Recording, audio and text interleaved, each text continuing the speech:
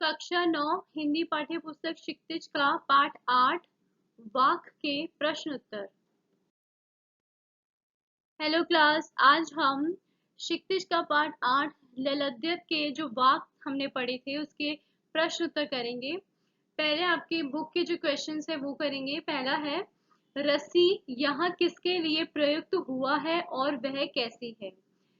तो पद्य में जो रस्सी शब्द आया था वो किसके लिए यूज हुआ है।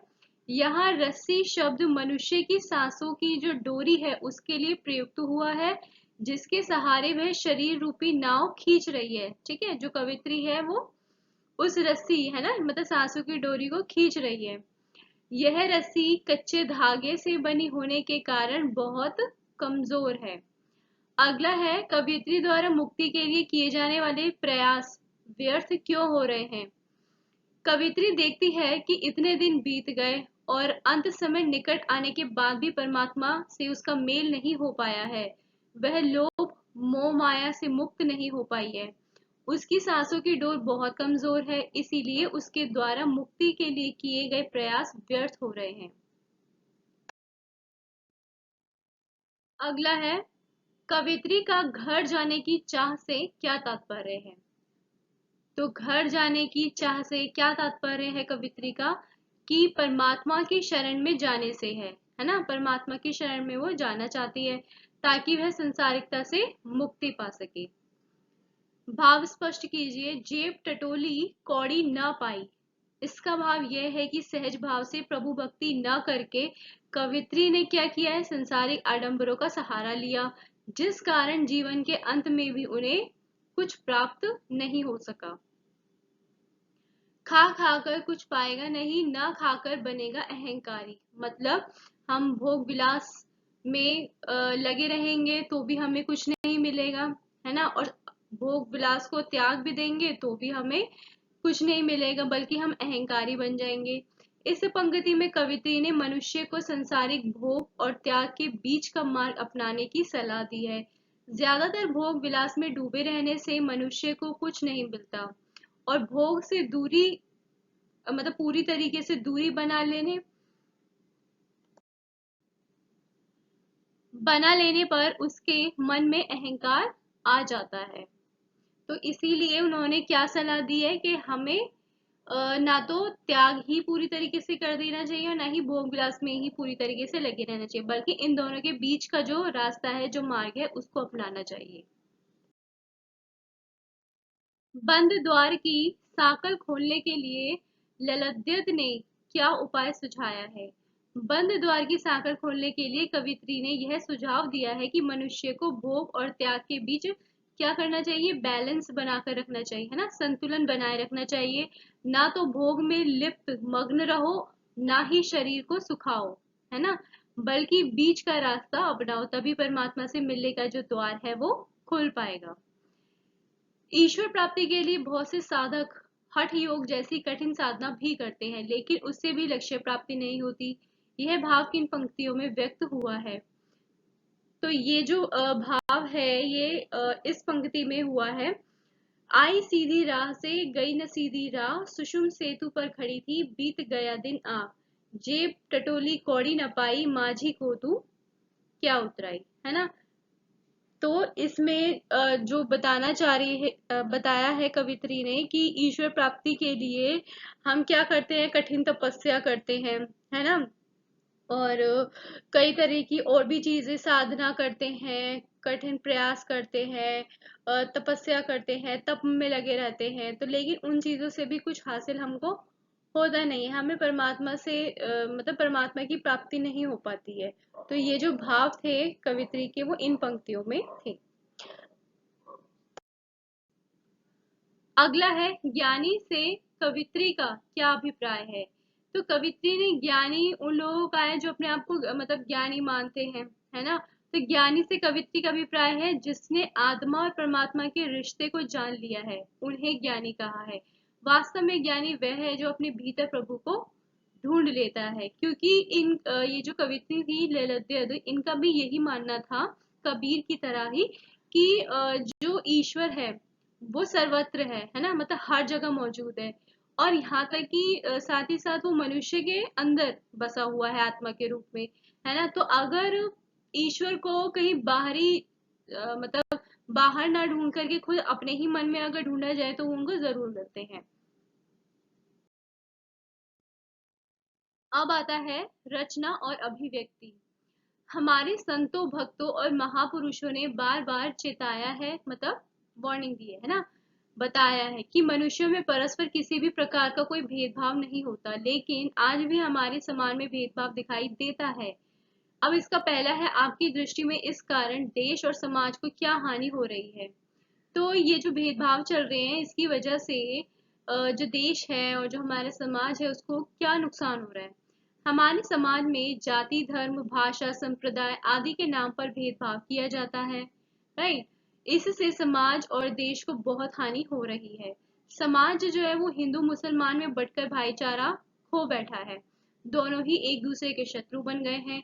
त्योहारों के टाइम पर भी किसी न किसी अनहोनी की आशंका बनी रहती है, साथ ही दंगे होने का भी डर बना रहता है, राइट। आपसी भेदभाव को मिटाने के लिए अपने सुझाव दीजिए। अब ये जो भेदभाव चल रहा है देश में और समाज में, इसको मिटाने के लिए आप क्या सुझाव दोगे। जैसे आपसी भेदभाव मिटाने के लिए लोगों को सहनशील बनना होगा, सभी धर्मों के लिए समभाव की भावना लानी होगी, है ना, यानी समानता लानी होगी। धार्मिक कट्टरता को त्याग कर सौहार्द का वातावरण बनाना होगा। सभी धर्मों के लोगों के साथ समानता का व्यवहार करना होगा।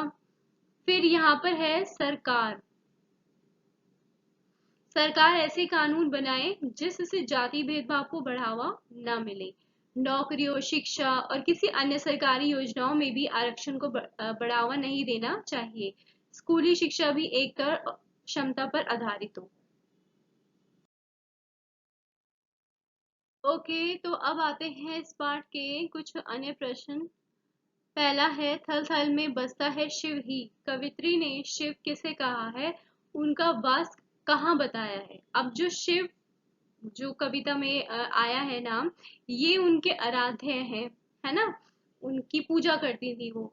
कवित्री ने अपने आराध्य प्रभु को शिव कहा है। उन्होंने उनका वास कहाँ बताया है, प्रत्येक कण में, है ना, हर जगह पर। स्वयं को जानने से ईश्वर को कैसे पहचाना जा सकता है। कवित्री के अनुसार ईश्वर जो है वो सर्वव्यापक है, वह किसी सीमा में नहीं बंधा हुआ है। ईश्वर का वास मनुष्य के हृदय में है। यदि मनुष्य खुद को जान लेगा तो वह ईश्वर को पा लेगा। अगला है, कवित्री किसे साहब मानती है, वे साहब को पहचानने का क्या उपाय बताती है। साहब उन्होंने यहाँ पर परमात्मा के लिए कहा है। कवित्री परमात्मा को साहब मानती है जो भव सागर से पार करने में समर्थ है ना। हर किसी मनुष्य को वो भव सागर से पार करते हैं, ऐसा उनका मानना है। उनका मानना है कि साहब को पहचानने के लिए मनुष्य का आत्मज्ञानी होना जरूरी है। ठीक है, मतलब सेल्फ नॉलेज होनी उसको जरूरी है। वह खुद को जानकर ही साहब को पहचान सकता है। ठीक है। माझी का यहाँ क्या अर्थ है। माझी का यहाँ पे जो अर्थ बताया है वो ईश्वर के लिए प्रयोग हुआ है। ठीक है, तो कवित्री ने माझी शब्द यानी जो नाविक है वो ईश्वर को बोला है। वाक किसे कहते हैं, वाक कहते हैं वाणी को। ठीक है। सुषुम सेतु पर खड़ी थी पंक्ति में अलंकार बताइए। सुषुम सेतु पर खड़ी थी रूपक अलंकार है। संभावी का क्या अर्थ है, सभी प्राणियों के साथ संभाव रखना, समानता रखना। भव सागर में कौन सा अलंकार है, भव रूपी सागर यानी रूपक अलंकार। ललद्य द्वारा रचित रचना को क्या कहते हैं, वाक।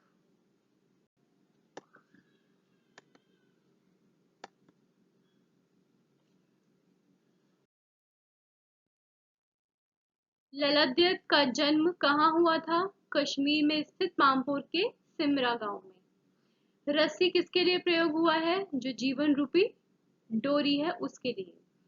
पानी टपके कच्चे सकोरे से क्या आशय है।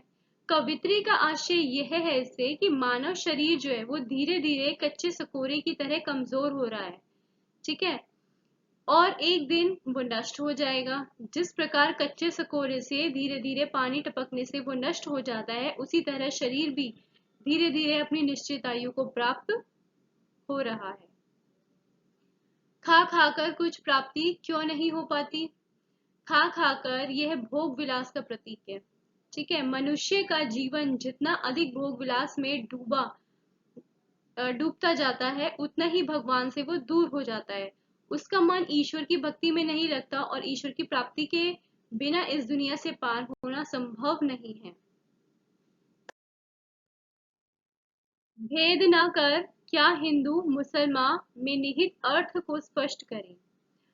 अब इसके जरिए जो कवित्री है वो क्या कहना चाहती हैं कि भेदभाव नहीं करना चाहिए, है ना। इस पंक्ति में कवित्री ये कहना चाहती हैं कि सभी के लिए परमात्मा एक है, चाहे हिंदू हो या मुसलमान, उनके लिए परमात्मा के स्वरूप के प्रति कोई भेदभाव नहीं होना चाहिए। अपनी वाणी से कवित्री ने यह स्पष्ट किया है कि धर्म के नाम पर परमात्मा के प्रति आस्था नहीं बदलनी चाहिए। गई न सीधी राह से क्या तात्पर्य है? इससे तात्पर्य यह है कि संसार के बंधनों ने मुझे अपने बस में कर लिया और मैं चाहकर भी परमात्मा को प्राप्त करने के लिए भक्ति मार्ग पर आगे नहीं बढ़ी। मैंने सत्कर्म नहीं किया, है ना, और दुनियादारी में उलझी रही। तो यहाँ पर जो कवित्री का आशय था कि गई ना सीधी राह, उसका ये मीनिंग है कि मतलब वो जब संसार में आई थी, है ना, तो मतलब बहुत ज्यादा निर्मल थी, शुद्ध थी, लेकिन जब वो संसार में आ गई तो वो संसारिक चीजों में या संसारिक आडंबरों में फंस कर रह गई। तो यहाँ पर बच्चों ये इसके क्वेश्चन आंसर्स जो हैं वो फिनिश होते हैं। Do like, share and subscribe and keep watching. Thank you.